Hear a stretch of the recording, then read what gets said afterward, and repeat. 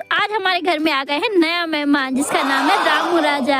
और साथ में हमारे घर में हो रही है गोबर से लिपाई पुताई। मम्मी तो मुझसे कह रही है बहुत थक गई हूँ मैं, आप कुछ करने वाली नहीं, तू ही रोटी बनाना। यहाँ मेरा सिर सोच रहा है कौन मेरे पेट पे लात मारने के लिए आ गया है। मेरे को तो वैसे ही रोटी नहीं देते, साथ में अब इसको भी देनी पड़ेगी। हमारे तोतू को है ना थोड़ी खुजली होगी, इसलिए उसको है ना अब इस पोटेशियम पर मैग्नेट में डिबो देंगे, इससे खुजली ठीक हो जाती है। नहाने के बाद बहुत ही कांप रहा था बेचारा, नहाने के बाद तो बिल्कुल हीरो लगा था मेरा तोतू। उड़ जा काले कावा मेरे मुंड